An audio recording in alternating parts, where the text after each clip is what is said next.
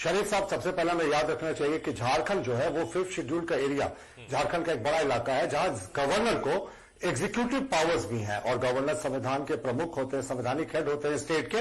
तो कौन सा कानून विधि सम्मत है, संविधान सम्मत है, यह देखने की आवश्यकता उनकी होती है।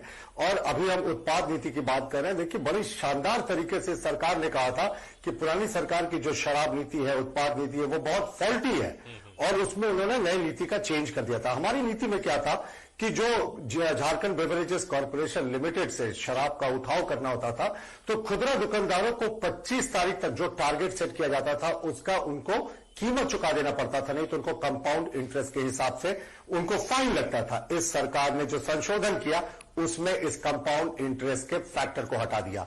इस बार जो टेंडर हुआ तो ये झारखंड बेवरेजेस कॉर्पोरेशन से 5-6 कंपनियों को टेंडर मिला, लेकिन कहा जाता है कि छत्तीसगढ़ का एक बड़ा राजनेता है, वो एक कार्टेल को चलाता है। सबसे शानदार बात शरीफ साहब, ये 5% के पेनाल्टी जो कंपाउंड इंटरेस्ट पे लगती थी, इस बार के संशोधन में इस क्लॉज ही को हटा दिया गया। ये फायदा पहुंचाने की बात है कि नहीं है। दूसरी बात थी कि पहले आप अगर एडवांस पेमेंट ले लेते थे तो अगर आप टारगेट को मीट नहीं भी कर पा रहे तो सरकार को कोई नुकसान नहीं होता था, लेकिन आपने एडवांस पेनाल्टी का क्लॉज हटा दिया तो अब 48 करोड़ का सिर्फ सिक्योरिटी डिपॉजिट किया उस कंपनी ने। अगर उसका 500 करोड़ का भी शॉर्टफॉल होता है तो सरकार के पास जब्त करने के लिए सिर्फ 48 करोड़ है। बाकी पैसे को रिकवर करने के लिए उसके पास लंबा रास्ता, कोर्ट कचहरी का रास्ता करना पड़ेगा। और देखिए, जिस तरीके से मैं आपको एक चिट्ठी से दिखाना चाहूंगा, ये झारखंड के आयुक्त उत्पाद ने सभी जिलों में लिखा है। ये पत्र, मैं पत्र पे बाकी हमारे मित्र प्रश्न करते हैं, ये सरकार का लिखा पत्र है जिसमें उन्होंने कहा है कि मई से सितंबर के बीच में जो टारगेट लिखा गया था उसमें बहुत शॉर्टफॉल हुआ है। ये इस सरकार की नई नीति है। मैं आपको एक दूसरा पत्र दिखाऊंगा, पत्र संख्या 2214। ये उत्पाद आयुक्त ने लिखा है। ये सभी जिलों में, ये लोहरदगा, सिमडेगा, गढ़वा, पलामू, जामताड़ा, रांची, तमाम जिलों में इस पत्र को लिखा है कि जो निर्धारित राजस्व की प्राप्ति के लिए पूरे राज्य में लगभग 392.32 करोड़ रुपए की बिक्री आवश्यक थी, जबकि बिक्री मात्र 251.14 करोड़ की हुई है, जो राज्य औसत से भी 64% कम है। तो ये इस सरकार की नई नीति की हकीकत है। गवर्नर की जिस मुद्दे पर सबसे बड़ी आपत्ति थी वो ये थी कि अगर कोई दुकान में अनियमितता करता है तो सिर्फ दुकान का जो कर्मचारी है उस पर कार्रवाई हो सकती है, उस दुकान के संचालक के ऊपर कार्रवाई नहीं होगी, जिस एजेंसी ने काम को लिया उसके ऊपर कार्रवाई नहीं होगी, और साथ जो बेवरेजेस कॉर्पोरेशन के तमाम बड़े अधिकारी हैं उन पे कोई कार्रवाई नहीं होगी। तो राज्यपाल के पास बिल्कुल जिस तरीके से मैंने आपको एक्साइज सरकार की दिखा दी, जो शॉर्टफॉल है उसके हिसाब से उन्हें 25 करोड़ रुपए का शराब हर एक दिन बेचना होगा, तब मार्च में टारगेट पूरा करेंगे। और ये बिक्री अभी 8 से 11 करोड़ के बीच में प्रतिदिन है। तो आप सोच सकते हैं कि क्या खेल यहां झारखंड में हो रहा है।